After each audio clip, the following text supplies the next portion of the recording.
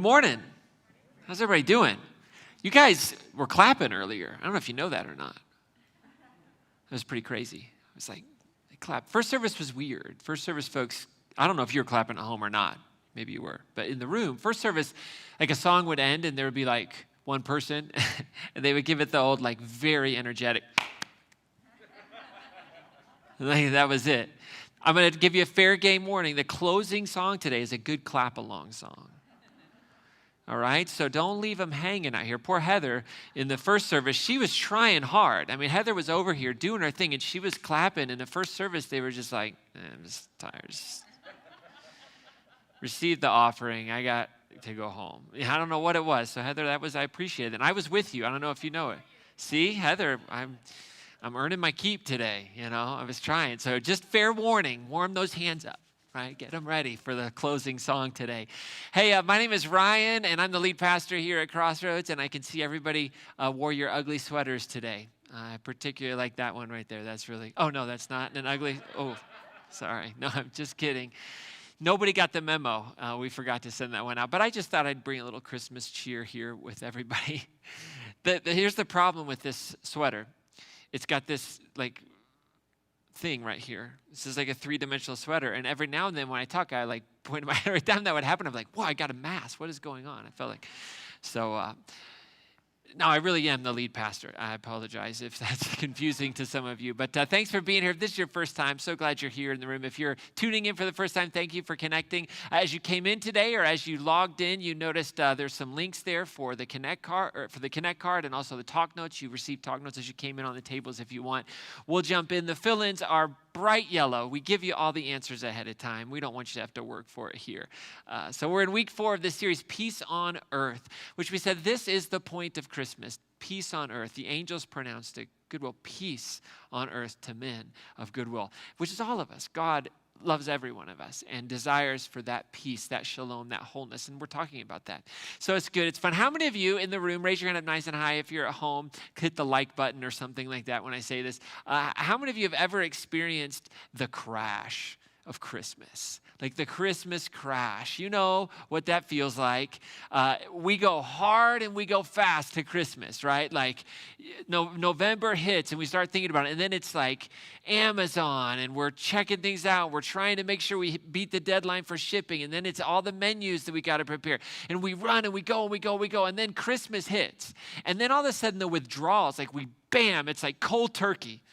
We end it all, right? It's like December 25th hits and it's all over with. The adrenaline dump has happened and we just start to feel the crash. It's kind of like kids when they eat so much sugar, they get all that energy and then about 20 minutes later, it's like, right? It's a Christmas crash. It's an emotional crash, right? It's kind of like, oh no, now all we have to look forward to is cold weather, right?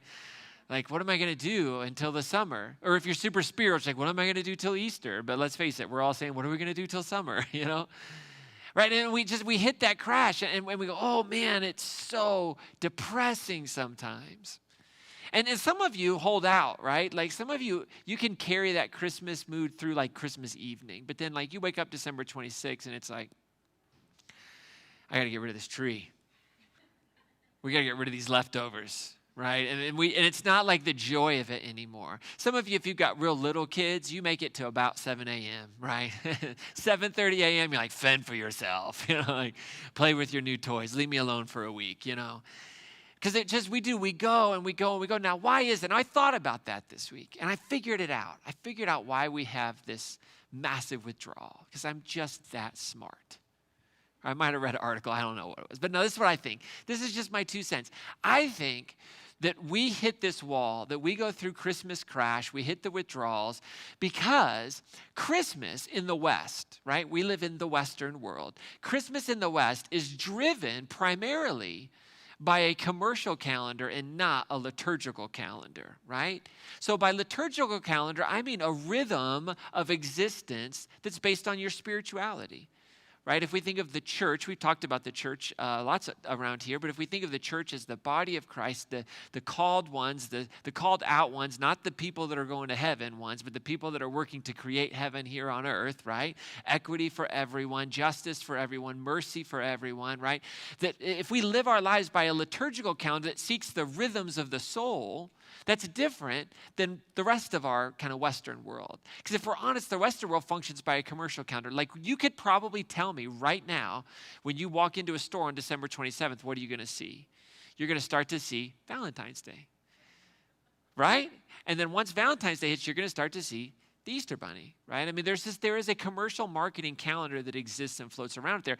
We just don't recognize it because we swim in it, right? It's like fish don't know they're in water because they're swimming in it. Like we don't recognize the air around us because it's just part of who we are. Now, some of you are sitting in the room, you're like, how dare you? How dare you, sir? I know you're thinking, like, you condescending, judgmental pastor, you're like all the rest of them, okay? And you're thinking that for two reasons, because you think you're not governed and dictated by the commercial calendar. And I'm here to call you a liar. Because we all are. I am, every one of us. And here's how I know that, because if I were to just come up to you in the atrium, or if I were to send you a text right now, and I were to say, are you ready for Christmas?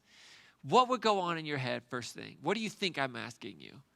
Do you have all your presents? Are they wrapped? Are you ready to go? That's what you would think. That's what I would think. If you came up to me and said, hey, are you ready for Christmas? I'm immediately going to go, well, I got a couple little things to do while I'm out. But other than that, it's got a few things to wrap. And Wendy's been all over it, and she got everything wrapped and is showing me up and blah, blah, blah. Why is that? Is it because we don't love Jesus? I'm going to assume most of us in here love Jesus, have a spiritual life. That's not it. It's because this commercial calendar, it overshadows our lives, right? We're not bad people. Now, listen, I got to tell you, I'm not down on the commercialization of Christmas, right? I know some people that they can't stand the commercialization of Christmas, and I don't know why that is. But I love the commercialization of Christmas. And that might sound strange to you, but think about it, right? My vocation, I'm like a professional Christian. Like, people pay me to believe. You all do it for free. I got the better deal, okay? So I love going out, and if I'm walking into a store and I see Christmas trees up and people saying happy holidays, by the way, I'm not down on happy holidays because Christmas is a holiday. I just include it in there. I think it's wonderful and respectful of people, but people say Merry Christmas, and there's Christmas music playing. Like, I love it because I think it's bringing out and putting into our subconscious the message of Jesus. So I'm all commercialized. I love it. So I'm not down on that. But what I want to say is for people of faith, right, for the baptized ones, right, for those of us that would say our lives have been transformed through a gift of faith that we can see the world differently, something happens when the commercial calendar like overshadows the liturgical calendar. And when that happens in our lives, there's some pretty significant side effects for the ability for Christmas to have its mark in our lives. So when the commercial calendar really overshadows and takes over the liturgical calendar, a couple things happen. First of all, Christmas is over before it even begins. And you know what I'm talking about? It's that feeling. Like we march for 30 days, it feels like, 27 days to get there. I know Christmas is on the 25th, but I'm assuming you start some late November, all right? We march towards it. We go, go, go, go. And then we open up presents, and it's like it's over with. But it never actually had a chance to work in our lives. I'm 43 years old. How many of you in the room are between the ages of, say, 40 and 45? Raise your hand up nice and high. 40 and 45. There's like 3 of us. Okay, wonderful. We won't ask on the other side of it. But so I know this sweater makes me look like I'm 22, but I really am 43. So when I was a kid, I probably was 7th grade, I got for Christmas the Nintendo Entertainment System. How many of y'all know what I'm talking about? Not the Super NES, right? But the Nintendo Entertainment System that had 2 buttons on it. You know what I'm talking about? A and B. My kid now, like, Xbox garbage. Like, they hand me a controller. I'm like, what is this? Am I flying a shuttle to the moon here? What is going on? Like, I'm just needing to swing a baseball bat. Like, why do I need 4? Oh, well, you got to, you have to push 2 buttons at the same time. I'm like, 2 buttons, that's all I need, right? Now, one of the games that was really popular for the Nintendo Entertainment System, if you remember, was Mike Tyson's Punch-Out. Anybody ever play Mike Tyson's Punch-Out, Soda Popinski? Anybody? So Mike Tyson's Punch-Out, a few of you did, right? Now, Mike Tyson, he was kind of a big deal back in the day. Had some issues, right? But who of us does it? Okay, we're a grace-filled place. Mike Tyson was famous for what? Like he would have these massive boxing matches, right? And they would last like 27 seconds. Millions and millions and millions of people, pay-per-view, $50, and it'd be over with in 27 seconds. I was actually talking to my mother-in-law about this when she was visiting over this last month, and she was telling a story about how her and Wendell, my father-in-law, when he was alive, they had a big party one time. Big, huge party, invited all their friends over, wanted to come out and watch the Tyson fight. So they invited all their friends over, and they had all this food that they had ordered, pizzas and wings, and they had all the drinks. Everybody gets there, the pay-per-view starts, the fight happens. Over in 27 seconds, the food hadn't even arrived yet. Hadn't even arrived yet. And it's over with. So like you got all these people there, it's like, oh, well, see you later, right? All the anticipation, all that work to invite everybody, to order the food, to clean the house, and then there's really no event that people bond and hang out and chat and talk. It's just over with, right? It's like kids eating Christmas desserts, right? Like good luck having them, they don't know how to savor anything. It's like, it's gone, right? And you're saying, how did you even enjoy that, right? We have a tendency, like all the work that goes into, like if you're a baker, you know all the work that goes into baking something, and then somebody just inhales it. You're like, no, stop. And when that's the case, when it's over before it begins, what happens is we miss the transforming power of it.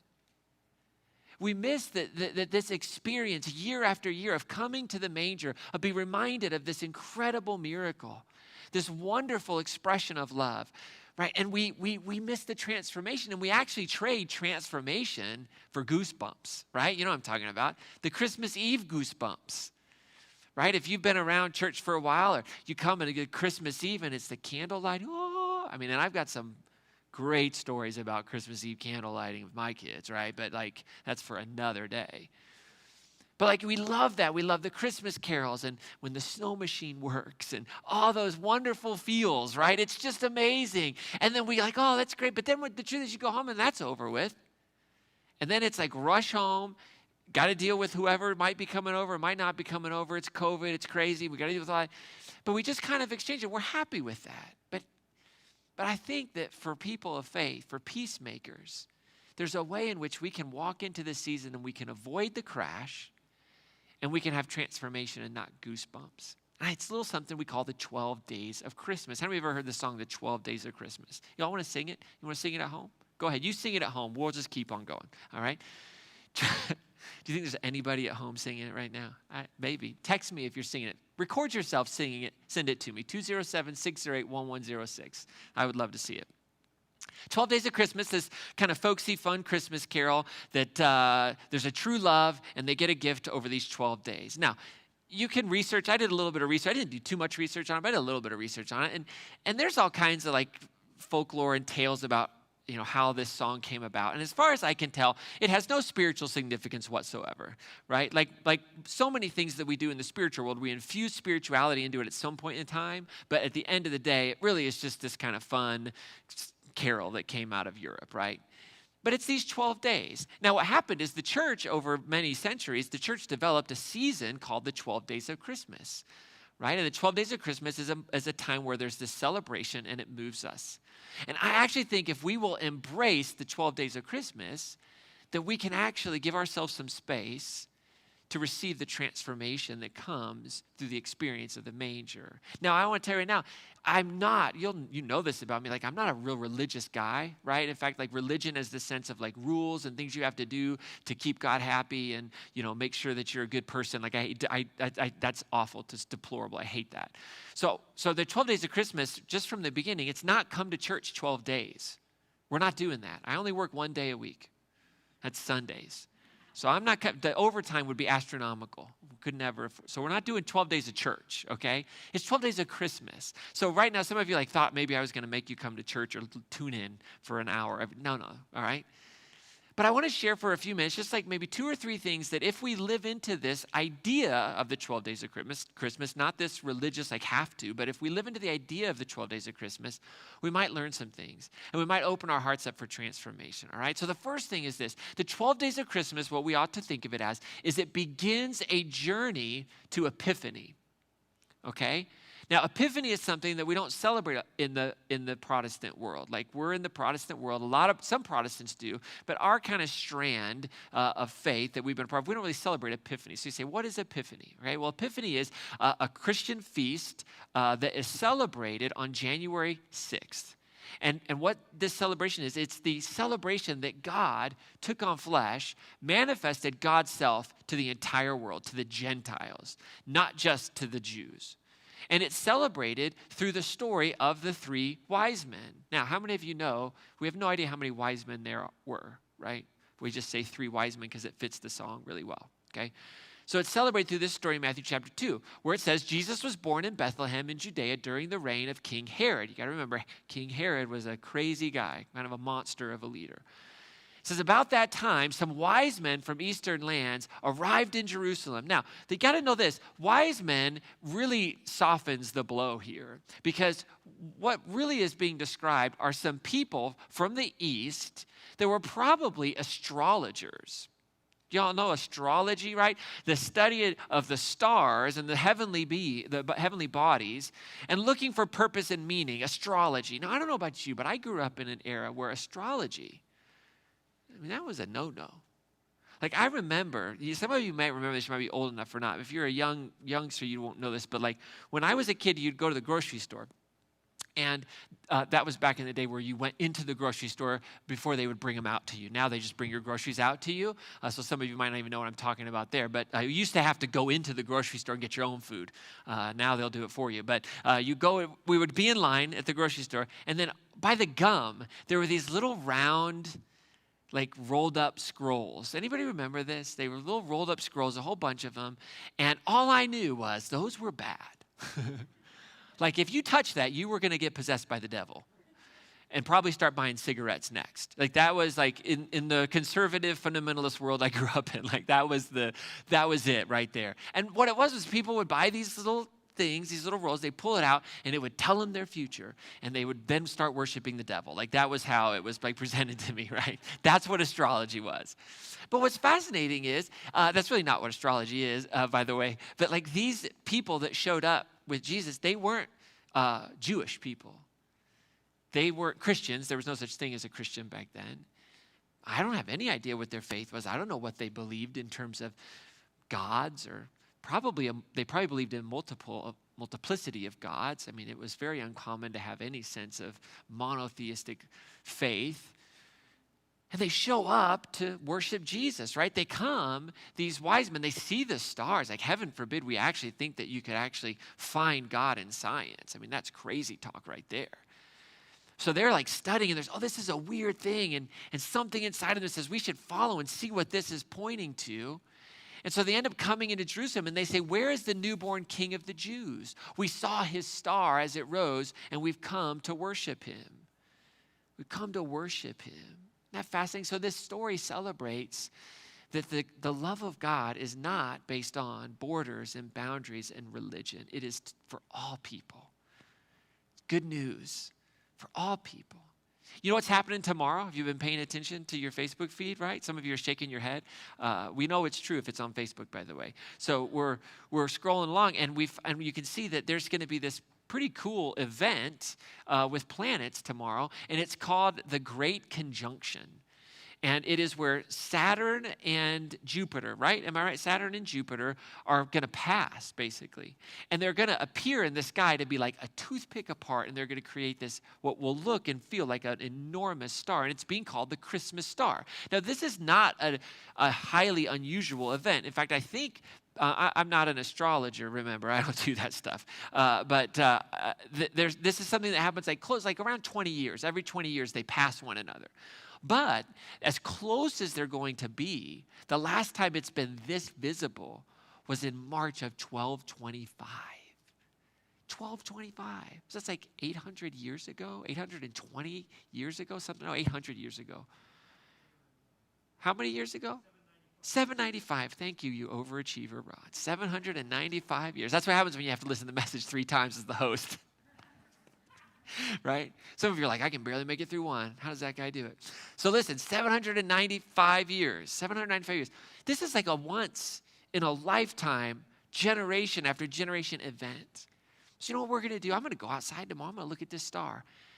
And I'm going to imagine that I get to follow this star for 12 days on a journey. I would encourage you, put it in your calendar. I have an alarm set, 45 minutes after sunset. So like 2:30, 2:45. Just step outside. No, that's Maine. That's Maine. I apologize. I forgot I live in Colorado. Which, by the way, I owe you all a debt of gratitude because on Thursday, where I used to live, got 30 inches of snow. So I want to say thank you. Thank you for voting yes, if you did. Right? But go outside tomorrow and see the star. Now, is this the star that the wise men followed? I don't have any idea. I don't know. Was there ever a star that wise men followed? I don't know. How am I supposed to know that? Like, that's faith. But I just see it as this wonderful, beautiful opportunity for me to experience God and all the beauty of science and say, look at this now. And I want to think about it. And so we can start to go on this journey. And we can see the 25th as the start, okay? Second thing about the 12 days of Christmas is this. I believe the 12 days of Christmas can give sight to the blind. If we'll live into it, it will give sight to the blind. Now, here's why we need that. Because we're blind. You're blind, I'm blind, because the commercial calendar is blinding. It blinds us to the reality around us. It's just become such a part of our world, we really just kind of take it for granted. Now, some of you, again, you're deeply offended. You're like, you are so judgmental. It just comes with the job, I guess. I don't know. But listen, it's true. Because, now I'm going to do something here that I shouldn't do. I mean, I definitely should not do this because as soon as I show you this next screen, some of you are going to immediately get on your phone and check this out. Some of you that are watching online, you're going to open up a new browser screen and I'm going to lose you. You're going to go to Kohl's.com and find out what's going on. So do me a favor, resist the devil and he will flee. All right, so just hold on. But check this out. This is the Kohl's after Christmas sale. Already out there floating around. Like, you don't do it now. I told you, don't do it. But you could Google after Christmas sale and you'll get all the flyers already. Now, here's what I mean by we're blinded by it. We think Christmas ends on the 25th because the commercial calendar tells us. Why? Because look at this. It says, after Christmas, stock up. On what? I don't know. Right? But stock up on something, right? After Christmas, stock up. You get 70% off, right? And it says starts in store when? December 26th. So the commercial calendar tells us what? The Christmas is over on the 26th. It ends. It's that wall, right? So the commercial reality of our world, it's like crack, okay? And I'm not trying to diminish the reality of a drug addiction. I legitimately am saying this to you. It's like crack. It gives and it gives and it gives and it's free. Here's all the commercialism you want. Here it is, here it is, here it is. All these days, you can get this on sale. You can get this on sale. It's so much fun to give. So you're buying presents and there's this rush that comes from giving gifts and there's all this stuff happening. And then what happens is our commercial reality tells us it's over with on December 20th. It's like cold turkey. No more Christmas. And I'm telling you, our souls aren't geared for that because our souls are longing for transformation. And that, when it's just about that, when it's just about the shopping, when the shopping is done and the presents are opened and it's over with, we haven't experienced transformation, and then we hit real withdrawal spiritually. But here's what Proverbs says. Proverbs says, ears to hear and eyes to see, both are gifts from the Lord. And so part of what faith is learning to be critical in a healthy way of the world in which we swim. And I don't think that means that we have to be down. Again, I mean, look at my sweater. How could I not love the commercialization of Christmas? I have a cow on a sweater with one of these. Look at that. How cool is that? But I want to be able to see it and know it. Like, I want to know what I'm dealing with. I don't want it to know me and own me. And that's the beauty of faith. It just gives us a reality, a filter to see the world that we're swimming in, so that we can make wise choices. The last thing about the 12 days of Christmas that I think it can do for us is the 12 days of Christmas, if we'll lean into it, embrace some of the culture of it from a liturgical perspective, is that it will remind us and keep in our hearts that peacemaking is dangerous work, that it's work. That a life of faith is not a get out of hell free card. A life of faith is not get out of problems and trouble. But a life of faith is actually an invitation into a lot of difficult work. Because it is the life of faith that sustains the world. It is the forgiveness and grace and mercy and justice of God that is the leaven, right, that's being baked into the entire world. Jesus called it work. In John chapter 5, Jesus said, my Father is at work until now, and so am I at work. Right? Jesus understood his life and his mission as work. And it says, for this reason, the Jews tried all the more to kill him, because he not only broke the Sabbath, but he also called God his own Father, making himself equal to God. Right? We would, like now we pray all the time, Father in heaven. Because Jesus taught us to pray that. We pray this. But that's so controversial to the mind of the first century person in Palestine, because they're saying, wait, you're saying you're like God? And Jesus is saying, yes, that's the whole point. We're all like God. That's the whole point. The divine is in every person, and that's why we treat one another with dignity and decency and love and grace, because the divine loves the divine, and we're all created in the divine image. And that work was hard and dangerous work. And so in the 12 days of Christmas, in the liturgical calendar, there's some feast days. Y'all ever celebrate feast days? I mean, we do Christmas. Christmas is a feast day. But most of the time, our tradition in the church, this kind of tradition that we come out of, doesn't really celebrate feast days. But I'm going to tell you, you know who celebrates feast days well? The Catholics and the Orthodox. Oh, man. I can tell you right now, on any feast day, you want to be in the north end of Boston. Okay? The north end of Boston is where it's at on feast days, because they have these huge parties and parades. I don't even care who it is. They're celebrating the feast of somebody's dog. And I'm like, I'm in, because there's a pastry for that. They have a pastry for every festival. It's awesome. Have you ever had a Zeppeli, like a real Zeppeli for, I think it's the Feast of St. Joseph? Amazing. They know how to celebrate. They know how to party. So there's some feasts along the way in the 12 days. And I just want to, these feasts, they give us a theme of this is dangerous stuff. So one of the feasts is on December 26th, and it's the Feast of St. Stephen, the first martyr. If you're familiar with the story of Stephen, he gives his life. He's stoned to death because he professes and proclaims Jesus as Lord and as the Savior of the world. Jesus being above the Jewish law and faith and religion. And he gives his life. That's dangerous work. During the 12 days of Christmas on December 28th, there's the Feast of the Innocents. And the Feast of the Innocents brings to memory and makes sure that we don't ever forget the brutality of politics, the brutality of leaders that are overwhelmed by fear, that are overwhelmed by jealousy. And this honors those lives that were lost by Herod, who in Matthew chapter 2 says that Herod was furious when he realized that the wise men had outwitted him. So he sent soldiers to kill all the boys in and around Bethlehem who were 2 years old and under, based on the wise men's report of the star's first appearance. And these brutal actions by Herod, they fulfilled what the prophet Jeremiah had said, that a cry was heard in Ramah, weeping in great mourning. Rachel weeps for her children, refusing to be comforted, for they are dead. See, these feasts that are part of this day, they remind us that the call to peacemaking is a call of work. But it's worth it. It's a call into dangerous work. And on the Feast of the Innocents, there's a prayer. It's a beautiful prayer, and I would encourage you to look this prayer up, and we'll post it on the Crossroads Facebook page if you're a part of that. We'll send it out in an email probably on that day. But this prayer is so beautiful, and it's prayed on the day of the Feast of Innocents. Listen to this prayer. It says, "O God, whom the holy innocents confessed and proclaimed on this day, not by speaking, but by dying." Now listen to this. Grant, we pray, that the faith in which we confess with our lips may also speak through our manner of life. Whew. That the faith we confess with our lips, that we would also speak it through our manner of life. That is the work of Christmas. And that's the beauty of taking more than 2 hours on one day out of the year to open up presents and then go through a crash to say, no, today it begins. And we honor that people have given their lives. We honor that innocent people suffer for the sake of peace. And we want our lives to reflect what our mouth says.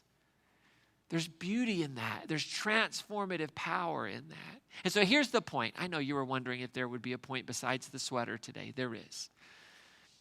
On December 25th, let's, as a faith community, stop anticipating and start celebrating for 12 days. So we've spent a season of Advent preparing our hearts, anticipating this birth. Let's spend a season celebrating it. Let's celebrate a little bit.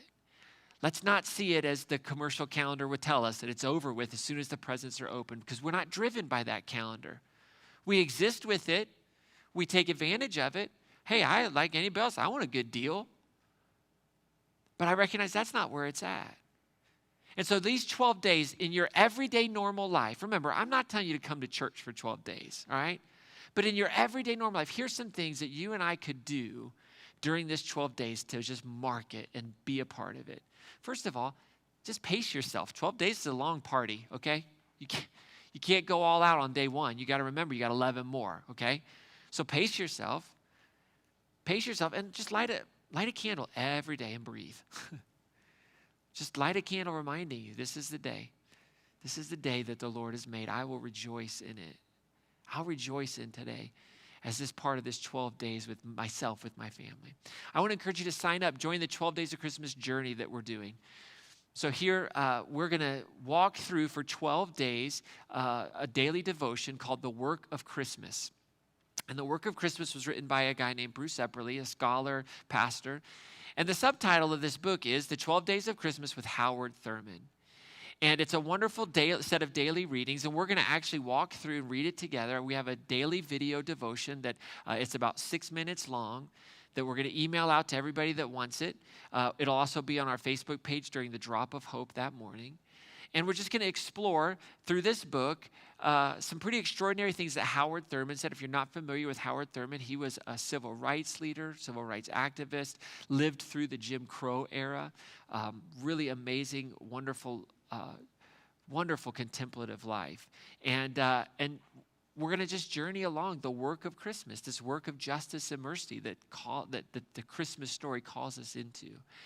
And on the 29th, which is the fourth day of Christmas, we're going to do a webinar with the author, Bruce Epperly. I called Bruce to say, hey, I don't know him, by the way. I just found a number. I sent him an email or whatever. I was like, hey, we want to do this. We would like to use your book. I'd like to use it this way. It's written so well. I don't want to really rewrite it. Can I just read it as part of a devotion? And he says, yeah, that'd be great. And we talked a little bit. I just got a bit of his story. And in the conversation, he was like, well, if you ever wanted to do a video call or something for your folks, I'd love to do that. And so we got it all set up. So on the 29th from 7 to 8 p.m., we're going to do a live webinar.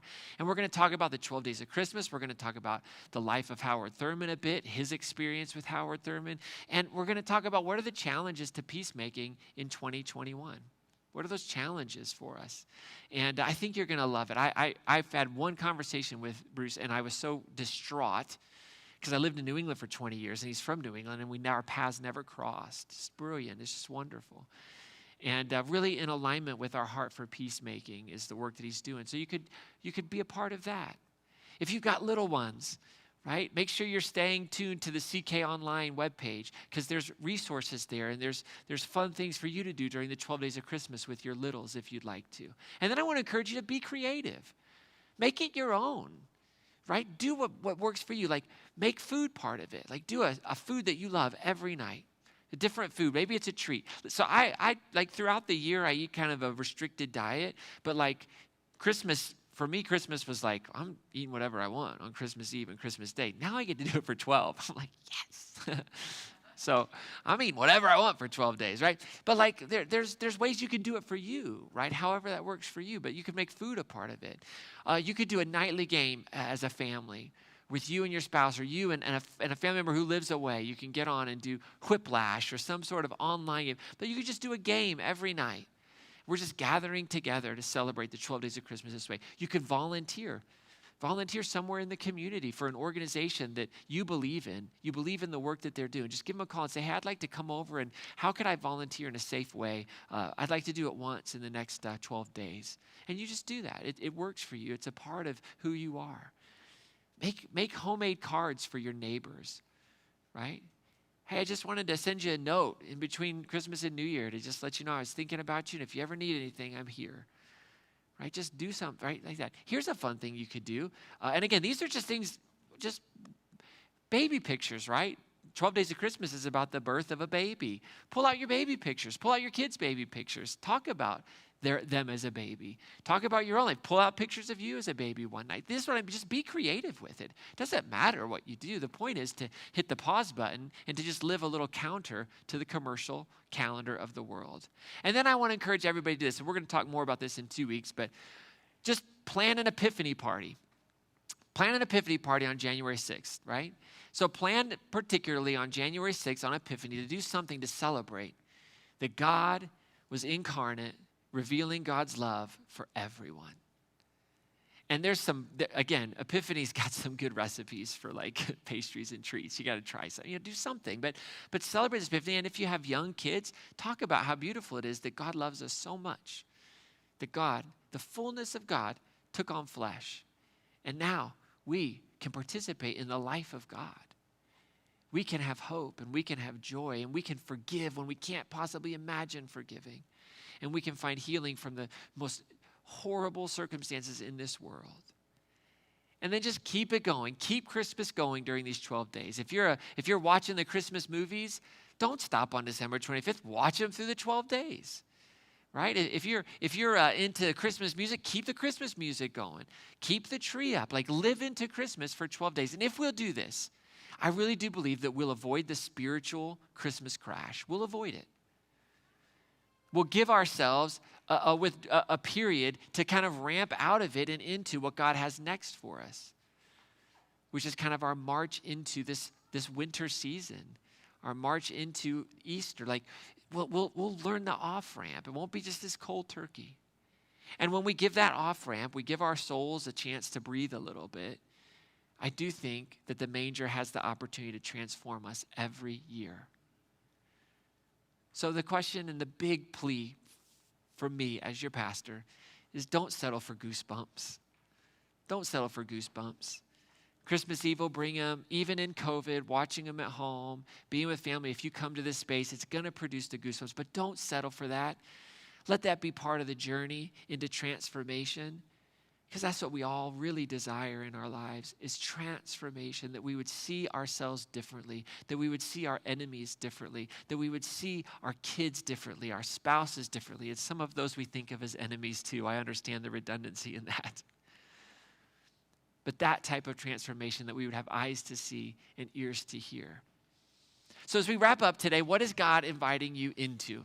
I believe when we gather here, that's the most important question we can ask, because it says that we're not wasting our time, that we believe that the God who is behind the continued creation of the universe is interested in your life and is inviting you into something today. So inside of your little packet that you got as you came in today, or on your download form there, the link, you've got a couple things. You got the Connect card. I'd encourage you to fill out that Connect card. And there's a pledge card in there. And the pledge card is a little blurry on one side. If you notice that, the color printer was acting up a little bit, was misbehaving. But inside of that giving envelope, if you're in the room, is your pledge card. And here's the thing, we're all hopefully filling out this pledge card for between now and Christmas Eve, where we pledge our time, talent, and our treasure to what God has for us next in this season. So I would encourage you, fill out that pledge card, turn it in either on Christmas Eve if you come to one of the services with your offering, or just do it digitally. Turn it in beforehand. And there's a couple other next steps you can click there. Share the link out for Christmas Eve. Sign up to receive the 12 Days of Christmas devotion every day in your email. And then you can sign up for that work of Christmas. It's real easy. It's right there. Real easy to do. Sign right up for it. We have a great song for you. You got to clap to this song. Unless you're filling out your offering envelope, then keep writing.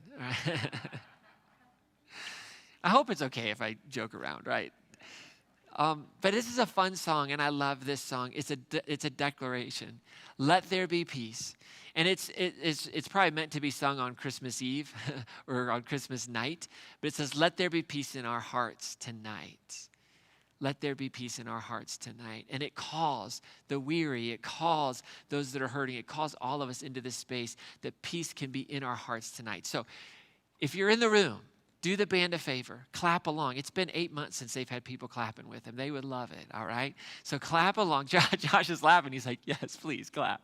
Just clap on beat, all right? So clap along. And if I don't see you in person for Christmas Eve, have a Merry Christmas. I hope you'll connect with one of the Christmas Eve services. And I hope that you will take the 12 days of Christmas and you'll make it your own. And you will not settle for goosebumps, but allow the Spirit to transform you every day of the 12 days of Christmas. Thanks for being here today. Okay, you ready? 2, 3.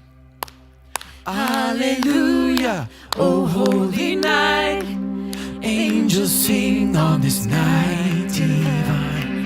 Hallelujah, oh holy night. Let peace come down and shine heaven's light. Let there be peace, let there be peace. Let there be peace in our hearts tonight.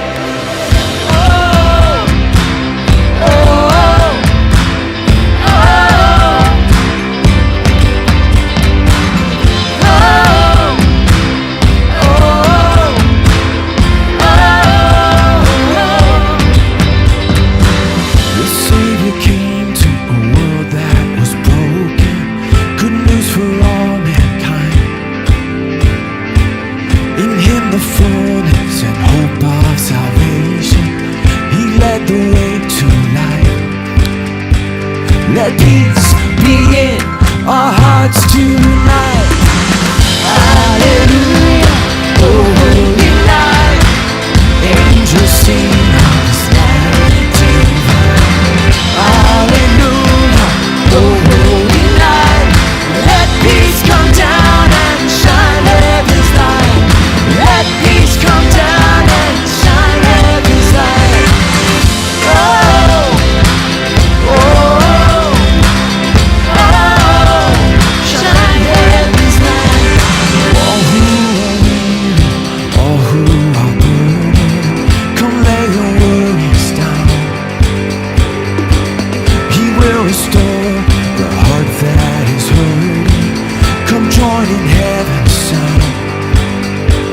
Let peace be in our hearts tonight. Hallelujah, oh holy night.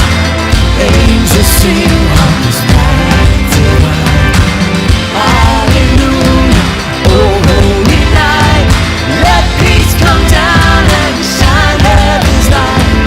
Let peace come down and shine heaven's light. Oh, oh.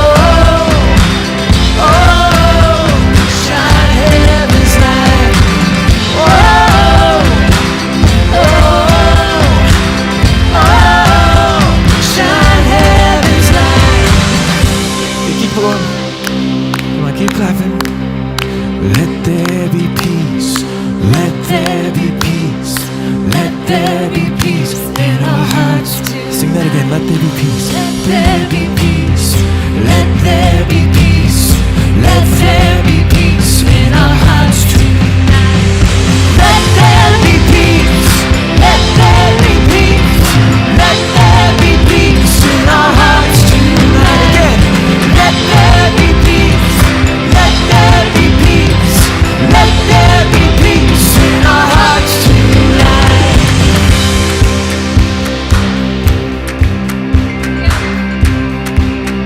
Sing hallelujah.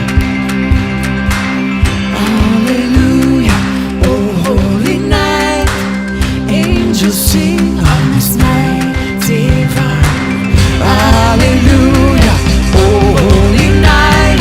Let peace come down and shine heaven's light. Hallelujah, oh holy night. Angels sing praises rise. Hallelujah, oh holy night. Jesus, you reign in our hearts tonight. Jesus, you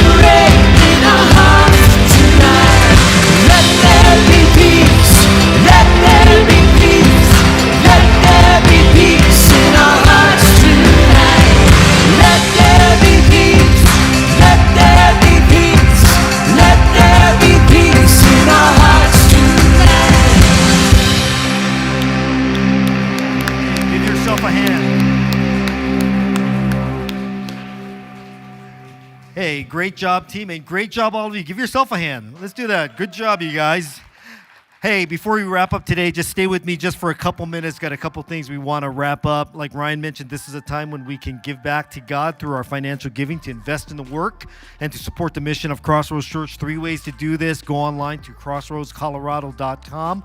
You can utilize the giving envelope that Ryan mentioned and drop it off in the orange Hope is Here boxes. And if you've yet to begin this process or you want an accessible way to do this, text the word Crossroads to 77977. Now, throughout the service, we have referenced this Connect card, and whether physical or digital, we want to encourage you to take this time to fill this out, and you want to indicate some of your next steps.